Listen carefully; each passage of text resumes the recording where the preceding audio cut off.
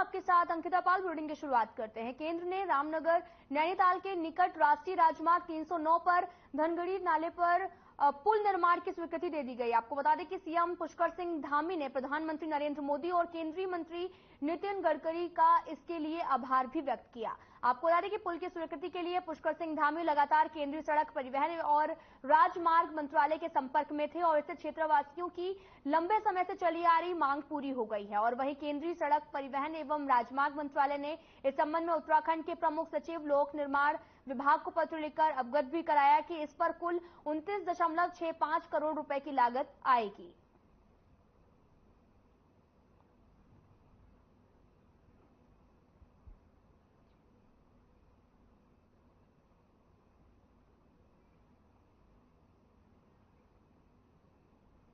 देहरादून के होटल सेलाकुई में पत्रकार सम्मान के लिए एमएसएमई पीसीआई ऑफ इंडिया के कार्यक्रम की शुरुआत की गई और वहीं शुरुआत में एमएसएमई पीसीआई भारत के अध्यक्ष विजय कुमार के द्वारा एसजीआरआर इंटर कॉलेज के प्रिंसिपल रविंद्र कुमार सैनी को सम्मानित करके शुरुआत की गई और इसके साथ साथ विधायक प्रतिनिधि अनिल नौटियाल को भी सम्मानित किया गया। आपको बता दें कि कई लोगों को यहां पर सम्मानित किया गया है। एमएसएमई पीसीआई ऑफ इंडिया का कार्यक्रम आयोजित किया गया, जहां पर कार्यक्रम में तमाम नेतागण जो भी लोग हैं वहां पर मौजूद दिखे। आप टीवी स्क्रीन पर भी तस्वीरें देख सकते हैं और कई लोगों को यहां पर सम्मानित भी किया गया। एमएसएमई पीसीआई ऑफ इंडिया का कार्यक्रम आयोजित किया गया, जहां पर कई लोगों ने शिरकत की। कार्यक्रम में तमाम लोगों को सम्मानित भी किया गया। तस्वीरें भी आपके सामने हैं।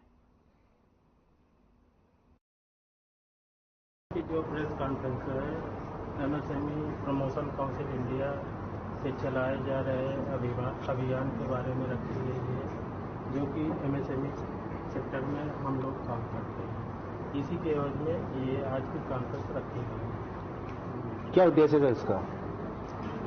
देखिए सर, एमएसएमई सेक्टर तो 2006 से है। इसकी स्थापना 2006 में हुई है, लेकिन आज तक एमएसएमई के बारे में लगभग 70% लोग ऐसे हैं कि जो एमएसएमई सेक्टर के बारे में जानते ही नहीं। केवल 30% लोगों को ये जानकारी है कि एमएसएमई भी है।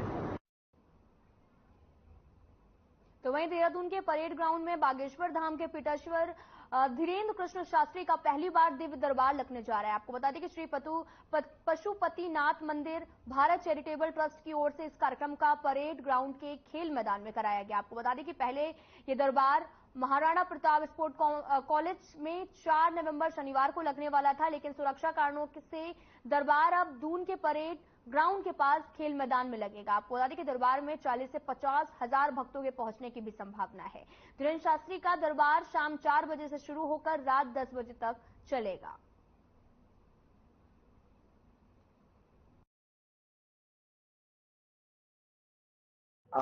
देखिए, अच्छा है देवभूमि उत्तराखंड में ये जो हमारे शास्त्री जी हैं, इनका स्वागत और अभिनंदन है। और निश्चित रूप से उनको यहाँ से आध्यात्मिक ऊर्जा और मिलेगी। उत्तराखंड तो हमेशा ही एक आध्यात्मिक ऊर्जा का स्रोत है और जो उनको मानने वाले लोग हैं उनको उनके दर्शन का सौभाग्य मिलेगा। उनका अभिनंदन और स्वागत है और अतिथि देवो भव की हमारी परंपरा है, तो हम उनका हृदय की गहराइयों से अभिनंदन और स्वागत करते हैं।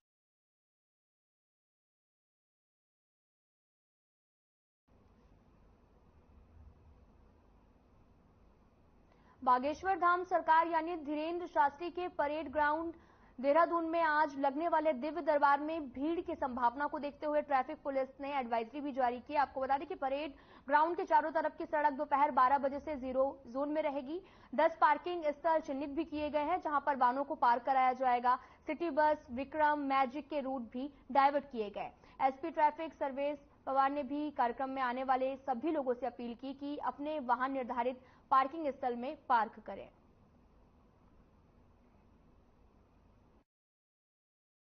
कल जो ये प्रोग्राम है पंडित धीरेन्द्र शास्त्री का जो प्रोग्राम है परेड ग्राउंड में, इसके मद्देनजर जो है इसमें 2 जोन्स में पूरे सिटी को डिवाइड किया गया है। एक इनर जोन, एक आउटर जोन। इनर जोन आपकी मेनली परेड ग्राउंड रहेगी, जो पूरी 0 जोन रहेगी। उसमें कोई भी वाहन, कोई भी 2 व्हीलर 4 व्हीलर उस एरिया के अंदर नहीं आने दिया जाएगा। उसके अलावा एक आउटर जोन होगी जो शहर से बाहर चारों पांचों दिशाओं में से जहां से वाहन आएंगे उनके लिए बाहर ही जो है पार्किंग की व्यवस्था की जाएगी। बाकी एक पूरा रूट प्लान इसमें बनाया गया है, जैसे ISBT और शिमला बाईपास से जितने भी वाहन आएंगे उनके लिए बन्नू स्कूल में पार्किंग रहेगी। बाकी जो 6 नंबर पुलिया और इधर रिंग रोड की तरफ से आएंगे वो रेस कोर्स गुरुद्वारा पार्किंग जो है वो अपने वाहन वहां खड़े करेंगे। उत्तराखंड के नैनीताल, उधम सिंह नगर, दिल्ली, नोएडा, लखनऊ, बिहार समेत देश के अन्य राज्यों में भूकंप के झटके महसूस किए गए। आपको बता दें कि तेज झटकों से लोग दहशत में हैं। भूकंप की तीव्रता 5.7 आंकी गई है। वहीं मुरादाबाद, आगरा में भी भूकंप के झटके महसूस किए गए और बताया जा रहा है कि काफी तेज भूकंप के झटके थे। भूकंप से पहले मोबाइल पर अलर्ट भी आया था। भूकंप का केंद्र नेपाल बताया जा रहा है।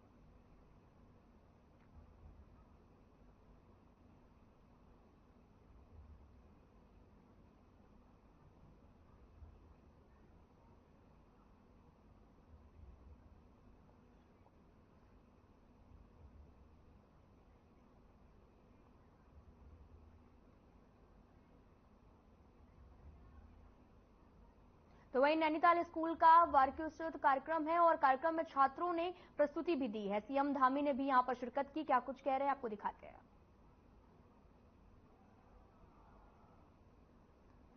प्रेमा, पार्वती, जगाती, सरस्वती विहार नैनीताल के वार्षिकोत्सव समारोह के अवसर पर इस विद्यालय को इसके संस्थापक समय से ही लगातार अपना विभिन्न माध्यमों से अपना योगदान देने वाले हम सब के श्रद्धेय उत्तराखंड के पूर्व मुख्यमंत्री और महाराष्ट्र के पूर्व राज्यपाल श्रद्धेय कोश्यारी जी, हमारे नैनीताल उधम सिंह नगर लोकसभा क्षेत्र के लोकप्रिय सांसद और भारत सरकार में रक्षा एवं पर्यटन राज्य मंत्री के नाते हम सबका प्रतिनिधित्व करने वाले और लगातार हमारे इस पूरे संपूर्ण उत्तराखंड की और विशेषकर नैनीताल उधम सिंह नगर लोकसभा क्षेत्र का ठीक प्रकार से वकालत करने वाले भारत सरकार में हमारे वकील आदरणीय अजय भट्ट जी, वाइस चांसलर रोहिलखंड विश्वविद्यालय डॉक्टर KP सिंह जी और हम सबको जिनका मार्गदर्शन मिला क्षेत्रीय संगठन मंत्री विद्या भारती आदरणीय डोमेश्वर साहू जी और व्यवस्थापक के नाते आज यहां मैं सरस्वती विहार प्रेमा जगाती में जो व्यवस्थापन का कार्य जिस शानदार तरीके से आपने व्यवस्थित किया है और इससे पहले एक और विद्यालय जो मुआनी में एक बड़ा हमारा संस्थान खड़ा हो गया है उसको भी व्यवस्थित करने का जिन्होंने दायित्व संभाला है आदरणीय श्याम अग्रवाल जी हमारे बड़े भाई और प्राचार्य जी डॉक्टर सूर्य प्रकाश जी, हम सबके संरक्षक जिनके बारे में श्रद्धेय कोश्यारी जी ने बताया कि जिन्होंने इस विद्यालय को इसकी स्थापना से लेकर उसको पोषित करने का काम, उसके विस्तार में अपना संपूर्ण योगदान देने का काम किया, हमारे आदरणीय काला जी, मैं उनको भी प्रणाम करता हूं। हमारी इस क्षेत्र की लोकप्रिय विधायक बहन सरिता आर्य जी, भाई राम सिंह कैड़ा जी, मोहन सिंह बिष्ट जी, श्री सुरेश गढ़िया जी, श्री विपिन अग्रवाल जी एवं यहाँ पर आए हुए हमारे सभी अतिथिगण, साहू जी समेत साहब जी के परिवार से और बहुत सारे अतिथिगण आए हुए, मैं सभी को जो आज पूरे संपूर्ण भारतवर्ष से और विदेशों से भी, जैसा आदरणीय श्याम जी ने बताया कि लगभग 14 प्रांतों से और हमारे पड़ोसी देशों से भी यहाँ पर विद्या अध्ययन के लिए आए हुए सभी छात्र और छात्रों के सभी अभिभावक बंधु जो बड़ी संख्या में आए हैं, मैं उनका भी देवभूमि उत्तराखंड आगमन पर उत्तराखंड के मुख्य सेवक के नाते मैं आप सभी का हृदय की गहराइयों से आप सबका मैं अभिनंदन करना चाहता हूं। आप सभी का अभिनंदन। उपस्थित हमारे यहाँ पर जिलाधिकारी जी, हमारे पुलिस अधीक्षक जी एवं सभी प्रशासन के भी सभी अधिकारीगण, सभी सम्मानित हमारे पत्रकार बंधु, छायाकार मित्रों, क्योंकि आप सबके बिना भी ये कार्यक्रम जन जन तक जाएगा, इसलिए मैं आप सबका स्मरण भी करता हूं। उपस्थित हमारे विद्यालय के छात्र, जिनके निमित्त वो पीछे से बहुत ज्यादा मुझे लग रहा है शोर हो रहा है, थोड़ा सा शोर कम कर देंगे क्योंकि बहुत ज्यादा लंबा मुझे बोलना नहीं है। आप सब लोगों का काफी लंबा कार्यक्रम हो गया है और मैं समझता हूं कि थोड़ी देर शांति व्यवस्था बना के रखिए, उसके बाद कार्यक्रम समापन ही होना है। तो मैं आज इस वार्षिकोत्सव के शुभ अवसर पर आप सभी को अपनी ओर से शुभकामनाएं देता हूं तथा मां सरस्वती से ये प्रार्थना करता हूं कि हमारा विद्यालय भविष्य में भी सफलता के नए नए नित नए आयामों को छूता रहे, उसको स्थापित करे। जैसा कि आप सभी जानते हैं, जैसा श्रद्धेय कोश्यारी जी ने यहाँ पर बताया कि ये विद्यालय अत्यंत ही कठिन परिस्थितियों में स्थापित हुआ और आज एक विशाल वट वृक्ष का ये रूप हो चुका है। जगाती परिवार ने इस शिक्षण संस्थान के लिए अपनी भूमि जो दान करी, जो शिक्षा सेवा का पुण्य कमाया, उसके लिए भी मैं उनको भी बधाई देता हूं कि उन्होंने निश्चित रूप से एक महान कार्य किया, क्योंकि शिक्षा के लिए इस प्रकार से त्याग करना ये अपने आप में बहुत बड़ा है। जहां बच्चों के भविष्य का निर्माण होता है, उनके एक नए आविष्कार की ओर बढ़ते हैं।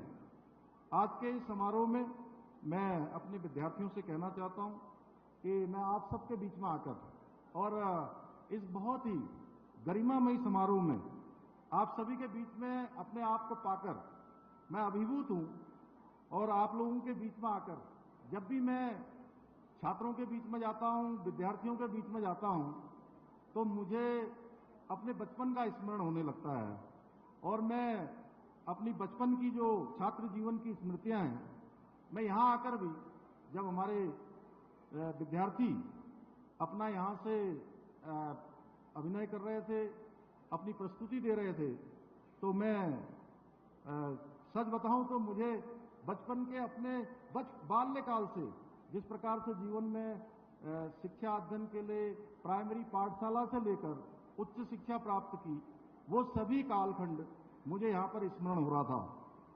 और मैं आप सबसे कहना चाहता हूँ, जैसे कि अब मैं जब यहाँ पर 3 सबसे पहले जो छात्र आए थे, उन छात्रों को जब प्रोत्साहित करने के लिए, हम पुरस्कार देने के लिए आए थे, तो मैंने उनसे पूछा कि आप सब लोग कौन सी कक्षा के छात्र हैं, तो उन्होंने कहा हमने 12वीं पास कर ली है, 12th पास हो गए हैं। तो मैं कहना चाहता हूं कि अब ये 12th के बाद जो बचपन का जो दौर होता है, उस दौर से हम आगे निकलने लगते हैं और ये दौर ही अलग होता है, क्योंकि रोज हमको ये लगता है कि अब इस दौर के बाद जो 12th पास हो गए, कोई बीएससी करेगा, कोई बीकॉम करेगा, कोई बीए करेगा, कोई डॉक्टरी पढ़ेगा, कोई इंजीनियरिंग में जाएगा, कोई किसी अन्य क्षेत्र में जाएगा। किसी को लगेगा कि मैं अब ये बनने वाला हूं, मैं अब वो बनने वाला हूं और अब हम ये बनेंगे, अब वो बनेंगे। क्यों? आप लोगों को लग रहा है कि नहीं लग रहा है ऐसा? अरे बोलिए जोर से, लग रहा है कि नहीं? अच्छा जोर से बोलिए, लग रहा है तो हाँ बोलिए, नहीं तो ना बोलिए। इतनी हाँ निकली? चलिए प्यारे विद्यार्थियों, हमारी संस्कृति में जो शिक्षा ग्रहण करने का अर्थ केवल किताबी ज्ञान तक ही सीमित नहीं है। ये एक ऐसी यात्रा है कि जिसमें हम स्वयं के अस्तित्व की भी खोज करते हैं, स्वयं को जानते हैं, स्वयं को पहचानते हैं और अपने अंदर जो हमारा व्यक्तित्व कहीं न कहीं अंदर होता है, उसको बाहर लाने का काम भी हम शिक्षा के माध्यम से करते हैं। और एक व्यक्ति के रूप में हमारे सर्वांगीण विकास और श्रेष्ठ समाज के निर्माण में अगर किसी का सबसे महत्वपूर्ण स्थान है तो हमारे शिक्षकों का है, हमारी शिक्षा का है। और एक व्यक्ति जिस प्रकार से बचपन में अपने संस्कार और शिक्षा प्राप्त करता है, निश्चित रूप से वो संपूर्ण जीवन भर उसके काम आने वाला होता है। जो बचपन से हम सीख जाते हैं, जीवन में अनुशासन, जीवन में जो संस्कार, वो हमारे संपूर्ण जीवन भर काम आते हैं। हम अपना कैसा कल चाहते हैं, आने वाला हम अपना भविष्य कैसा चाहते हैं, इसके लिए हमें अपने आज पर काम करना होता है। और हमारा भविष्य कैसा होगा, ये जो हम आज काम करते हैं उस पर ही पूरी तरह से जो वर्तमान होता है वो तय करता है कि हमारा आने वाला भविष्य कैसा होगा। मैं आज आप सबके बीच में आकर निश्चित रूप से बहुत मुझे खुशी भी हो रही है और मैं स्वयं को कहीं न कहीं अपने बीच पर आप सबके बीच में पाकर ऊर्जा से ओतप्रोत भी पा रहा हूं कि प्रेमा जगाती सरस्वती बिहार विद्यालय में मैं कह सकता हूं कि उस भविष्य को गढ़ने का काम हो रहा है, उस भविष्य के निर्माण का कार्य हो रहा है जो कल का हमारा देश और उत्कृष्ट भारत का आधार बनने वाला है। यानी कि एक जमीन इस विद्यालय से तैयार करने का काम यहाँ के हमारे शिक्षकजन, यहाँ का हमारा प्रबंधन वर्ग लगातार कर रहा है। मैं प्यारे विद्यार्थियों से कहना चाहता हूँ कि आप सब निडर बनिए, अपने आप पर भरोसा रखिए, अपने लक्ष्य को साफ रखिए, सकारात्मक सोच के साथ गुरुजनों, अपने परिजनों, मित्रों के सहयोग के साथ आगे बढ़िए, क्योंकि श्रद्धा से और आस्था से उन सब चीजों का निर्माण हो जाता है हमारे अंदर जिसकी हम कभी कल्पना भी नहीं करते हैं।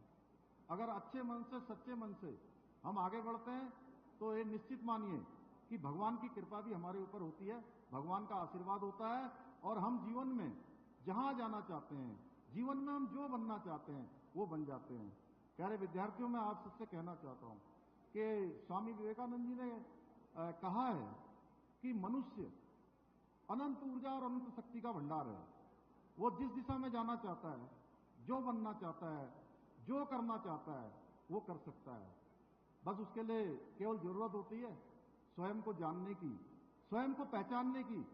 कहते हैं, ए मनुष्य निज को तू जान, ए मनुष्य निज को तू जान, अपनी शक्ति को पहचान, तेरी आत्मा में बसे हैं भगवान, तेरी आत्मा में बसे हैं भगवान। जीवन में कभी भी कोई परेशानी आए, कोई समस्या आए तो सकारात्मक सोच के साथ उसका आप सब सामना करिए, उसके समाधान के लिए अपने मित्रों से संवाद करिए। और इतना ही नहीं, अभी 12th तक हम लोग यहाँ पढ़ रहे हैं, कोई 10th में होंगे, कोई 11th में होंगे, कोई 12th में होंगे, कोई उससे पहले की कक्षाओं में होंगे, लेकिन इसके बाद जाने के बाद भी हमारी जो ये बाल्यकाल की जो मित्रता है वो मित्रता समाप्त नहीं होनी चाहिए। एक दूसरे के साथ कम्युनिकेशन बना रहना चाहिए। वैसे तो आजकल कम्युनिकेशन के इतने सारे माध्यम हो गए हैं कि बहुत आसान है, पहले के समय में बड़ा कठिन होता था। और अगर हम एक दूसरे से कम्युनिकेशन करेंगे, क्योंकि मैं आज आप सबके बीच में आया हूं तो ये सोचकर नहीं आया कि मैं आपको कोई भाषण देने के लिए यहां आया हूं, कोई मैं बहुत लंबा चौड़ा उद्बोधन करने के लिए भी नहीं आया। मैं ये सोच रहा हूं कि कुछ साल पहले तक मैं भी आप ही जैसा विद्यार्थी था और अब थोड़ा विद्यार्थी से आगे चला गया। मतलब विद्यार्थी तो व्यक्ति वैसे जीवन भर रहता है, वो जीवन के अंतिम क्षण तक कुछ न कुछ सीखने का काम करता है। लेकिन मैं आपसे कहना चाहता हूं कि आप सब लोग जो ये शिक्षा अध्ययन का समय है, ये कालखंड आपके जीवन में कभी नहीं आने वाला। क्यों श्याम भैया, आएगा? नहीं आएगा ना? आज कौन सी तारीख है?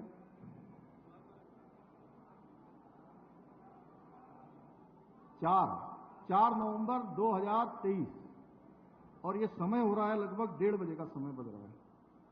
ये समय अब हमारे जीवन में, किसी के भी जीवन में कभी लौटकर नहीं आने वाला है। इसलिए समय बहुमूल्य है, इसकी कोई कीमत नहीं है, इसलिए इसकी महत्ता को हम सबको समझना चाहिए। जैसे मैं अगर सोचूं कि मैंने कुछ और पढ़ा होता या यहाँ श्याम जी तो बहुत हो गए, अजय भाई साहब की तो मैं बात नहीं कर सकता, लेकिन ये हमारे जिलाधिकारी और ये IAS IPS जो बैठे हैं, अगर ये लोग भी ये सोचे कि हमने कुछ और पढ़ाई करनी होती, आपकी सबकी तरफ विद्यार्थी बन के आप पढ़ सकते हैं क्या? ये मैं तो कतई नहीं बन सकता, क्योंकि अब कक्षा में पढ़ने वाला विद्यार्थी नहीं बन सकता, ये लोग भी नहीं बन सकते। इसलिए आप लोग भी अगर कुछ समय के बाद ये सोचेंगे कि हम लोग फिर से विद्यार्थी बन जाएं, फिर से क्लास में पढ़ने चले आए, फिर से प्रेमा जगाती सरस्वती बिहार में एडमिशन ले लें आज से 5 साल 10 साल बाद, तो क्या कर पाएंगे? क्या कर पाएंगे? क्या मैं विद्यार्थियों से पूछ रहा हूं, नहीं कर पाएंगे। तो इसलिए समय वापस लौटकर आने वाला नहीं है, इसलिए समय का संपूर्ण तरीके से उसको पूरी तरह से काम में लाना है, एक एक पल का और एक एक क्षण का उपयोग करना है। मैं आज के इस अवसर पर विद्या भारती के हमारे जिन्होंने इस को बढ़ाने में अपना योगदान दिया, ब्रह्मदेव शर्मा भाई जी, हल्द्वानी के दान सिंह बिष्ट जी, काला जी, उन सभी का मैं बहुत आप सबको मैं नमन करता हूं। और आज हम इस मुकाम पर पहुंच गए हैं कि आप सभी ने इस स्थान पर, अभी श्याम जी ने कहा कि एक विश्वविद्यालय बनना चाहिए, एक विश्वविद्यालय बनाना है। मैं भी चाहता हूं कि एक विश्वविद्यालय बने, और मैं मन में जब मैं आ रहा था तब ये सोच रहा था कि एक विश्वविद्यालय जरूर होना चाहिए। निश्चित रूप से आपने ये एक विश्वविद्यालय का जो संकल्प लिया है और जो योजना बनाई है, मैं हर संभव आपके साथ खड़ा हूं हर तरीके से, और कोशिश करेंगे कि आप जैसा डोमेश्वर साहू जी ने, भाई साहब ने कहा कि इसके लिए जमीन ढूंढनी है, निश्चित रूप से इस जमीन को ढूंढने का काम हम सब लोग करेंगे और मिलकर हम लोग प्रयास करेंगे तो जरूर ये परिकल्पना हमारी साकार होगी। और उत्तराखंड सरकार से हो, व्यक्तिगत रूप से हो, जो भी इसमें हम सबका योगदान करना होगा वो योगदान निश्चित रूप से करेंगे, क्योंकि आपने एक ऐसा काम शुरू किया है जो आने वाले समय में एक इतिहास का रूप लेगा, इतिहास बनेगा। मैं आज के इस अवसर पर प्यारे बच्चों से ये भी कहना चाहता हूं कि ये जो हमारा विद्यालय है ये देवभूमि उत्तराखंड में है, ये गुरुकुलों की भूमि है। यहाँ ऐसे ऋषि मुनि हुए जिन्होंने अनेकों ग्रंथों की यहाँ रचना की है। वीर भट्टी की इस महान धरती पर पढ़ने वाले आप सभी विद्यार्थी भी ऋषियों की संतानें हैं, और अवश्य ही आप लोग भविष्य में अपने परिवार का तथा अपने देश का, प्रदेश का नाम रोशन करेंगे। क्योंकि एक बात मैं और आपसे कहना चाहता हूं, आज मेरा जो भी ज्यादातर फिलहाल इस बुलेटिन में इतना ही। नमस्कार।